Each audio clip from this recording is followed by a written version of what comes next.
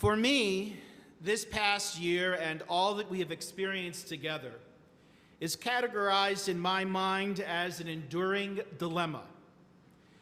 Enduring dilemma is a term I learned while in rabbinical school and serves as a way to think about problems we face in our lives. However, unlike problems, enduring dilemmas are managed. They cannot be solved. This means that when an issue arises again, it does not happen because we have not sufficiently addressed it the first time, or because a leader has failed in any way. Rather, it is baked into the nature of the issue because it is an enduring dilemma. The pandemic is an enduring dilemma. My colleagues, Dr. Leslie Lippman and Dr. Michael Zeldin, suggest that this thinking is deeply consistent with Jewish thought and action, both ancient and contemporary. The rabbis nearly 2 millennia ago expressed this as Elu ve'elu divrei Elohim chayim. Both this and that are the words of the living God. In more recent times, this idea is captured in the Hasidic maxim, we should all have 2 notes, one in each pocket. In one pocket, the note reads, "The whole world was created for me." And in the other pocket, the note reads, "I am nothing but the dust of the earth." Both texts underscore the importance of being able to hold 2 sometimes conflicting perspectives and values in tension. With the arrival of the Jewish New Year, I realized this year more than any other that I will never be the same person I was pre-2020. I guess you don't go through something like a global pandemic without a few life lessons learned along the way.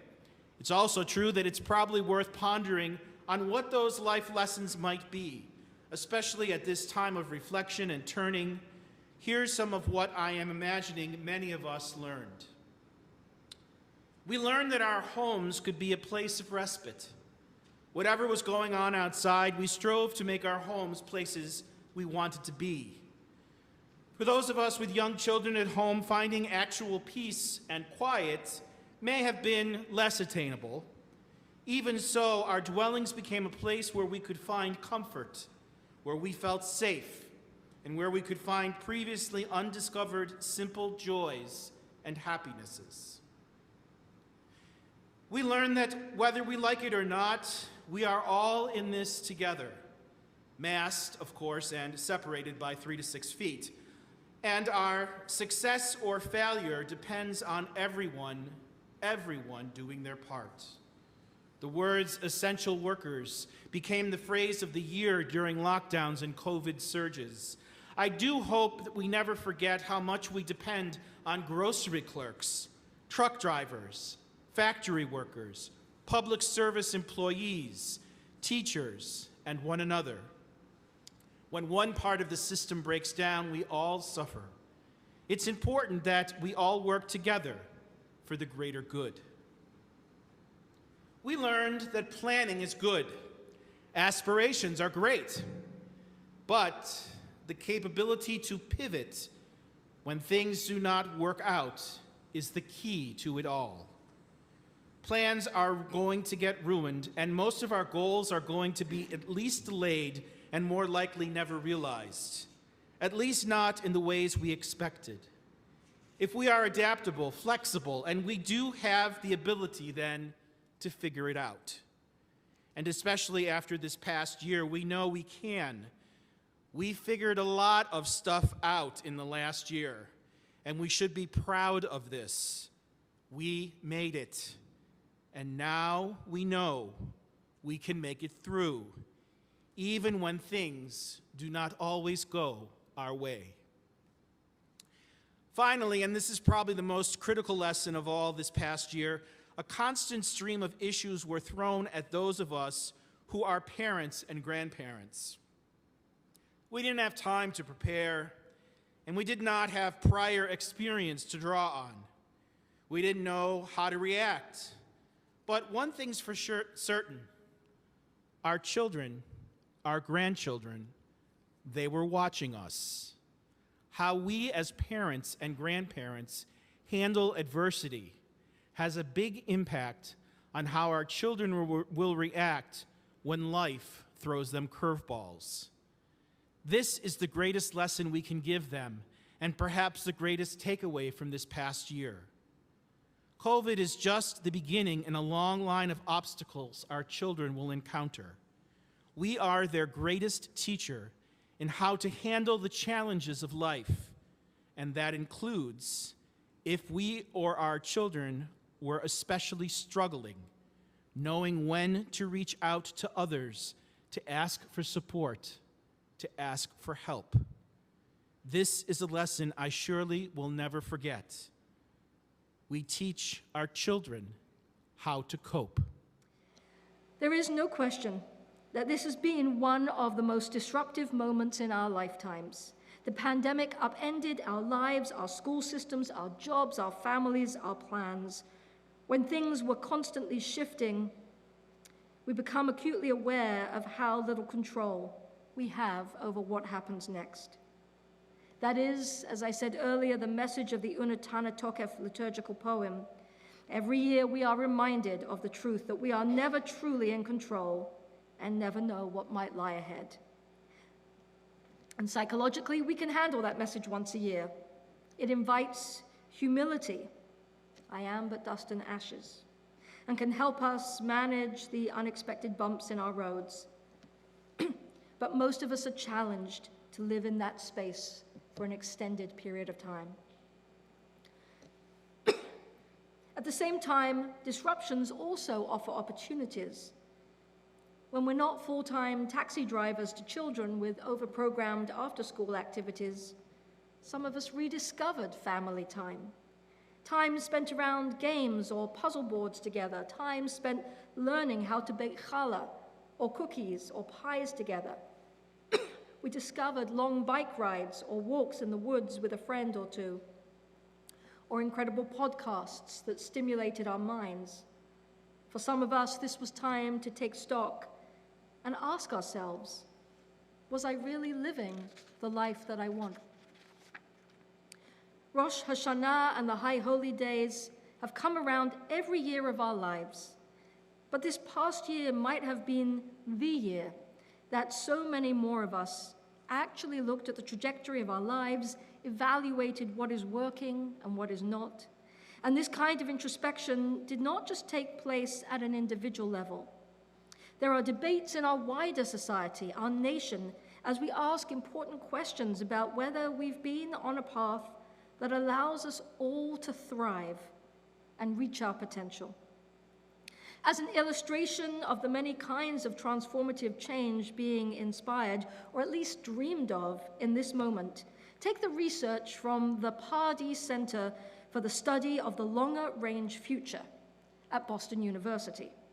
They undertook 103 interviews with experts on all kinds of societal issues and trends and asked each to reflect on how the aspect of civilization that they studied might change in response to the experience of the pandemic. Take, for example, Dr. Julia Kim in Bhutan, reflecting on the future of happiness. She notes how we have better understood how government policies can shape our health and well-being. Many were experiencing an epidemic of loneliness and social isolation even before COVID, she notes. We're more aware of the superficial ways that we might understand happiness, and we're starting to see how true contentment and flourishing need to be addressed not only at the individual level, but as part of the well-being of our whole society. Many of those interviewed reflected on issues we might address through a Jewish ethical lens as a matter of social justice. They note how our experiences during the pandemic have made us more conscious of how structural inequality impacts not only those who have the least social or economic power, but how these inequalities diminish the overall welfare of us all. They call on us to look at ways we can create communities in which we can all thrive. Take, for example, Dr. Judith Butler at Berkeley, reflecting on the future of gender and identity. She notes how women, non-gender conforming youth, basically any mobile population, which includes refugees, are more vulnerable now because shelter in place has been a disaster for so many transient persons. These groups and the issues associated with them have now been brought into full view, much more so than ever before, and while social movements usually form out of injustice, rage, and protest, many people are coming together to advance the message that in a moral sense, something is wrong. Dr. Butler finds hope for the future from people banding together on the basis of common beliefs and ideals rather than from anger and rage. Finally, take, for example, Dr. Marcia McNutt, president of the National Academy of Sciences, who believes that the future of science and scientific study has forever changed.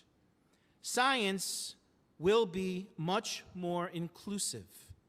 Scientists tend to work mainly with those they know personally, studied with, or worked with before in a lab setting. Now, using technology, the world has opened, and scientists at MIT can now speak instantly with others around the world and build trusting relationships that will further their work. The pandemic has changed how we conduct research, how we improve treatments and trials, and how we use our resources to influence a better future for humankind. Now, what if we thought about the future of Jewish community in these ways?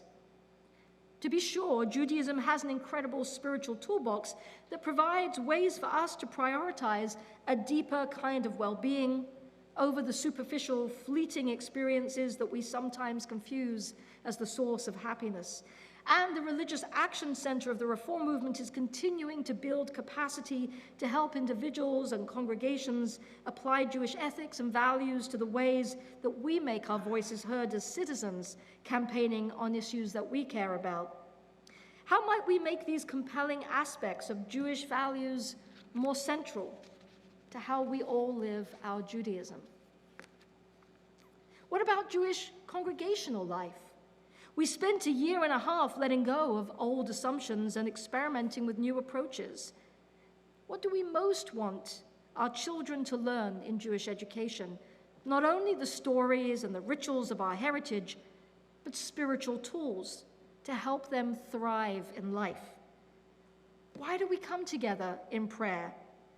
Not only to connect to the words and rituals of our ancestors, but to better see the face of God in each other, to create space in our lives for contemplation, and to reach out to that which is greater than the self, to give us the strength and resilience to travel through life's challenges. When we live as such a small minority in our wider communities, how do we create an intensely Jewish cultural experience in this central place of gathering that anchors us in our identity? Just as the Pardee Center asked those future-oriented questions of over 100 experts, so we want to ask those questions at Congregation B'nai Shalom.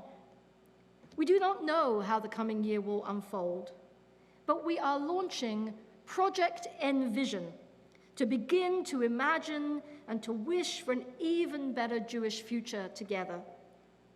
The long-term goal of Project EnVision is to create a unifying and inspiring strategic vision for the future of Judaism in central Massachusetts and move forward with steps to sustain and grow our congregation over the next 10 to 20 years. Just a small goal. We are choosing, inspired by some of the best thought leaders of today, to take this moment of uncertainty and disruption as an opportunity to look at the trajectory of Jewish community life and ask ourselves, how can we evolve to meet the social and cultural changes that we are witnessing. While there are researchers and thought leaders that we can draw wisdom from as we begin our EnVisioning work, when it comes to meeting the needs of the Jewish community, we also want to hear from you. In the Talmud, when a matter of Jewish practice was not clear and more than one possible answer existed, you might find a rabbinic scholar saying, Pok chazi mai amar davar. Go out and see what the people are doing. It didn't mean that anything goes, but it indicated that Jewish tradition understands the importance of the people to shape the path that Jewish life will take. In the weeks following these high holy days, you'll begin by receiving a survey from Project EnVision, a first step to helping to guide a process that will shape the future of our congregation. Project EnVision will be led by expert facilitators Mark Siebel, Jeff, and Barbara Gavendo, who have decades of experience in business and nonprofit creative process and innovation consulting. They've assembled a core team to begin the work, and over the next 2 years, we hope that we'll glean inspiration from many of you along the way. What might the Jewish congregation of the future look like? We don't yet know. We'll continue to be a congregation that responds to the changes that we witness, to the needs of our members, to the world around us. We'll continue to experiment, just as we did this past year and a half, and we have at these high holy days. But let's think big about our potential for the future. In the words of Herzl, who dreamed of a Jewish home, Im tirtzu ein zo agada. If we wish for it, it is no dream. Let's envision our future together. Shana Tova.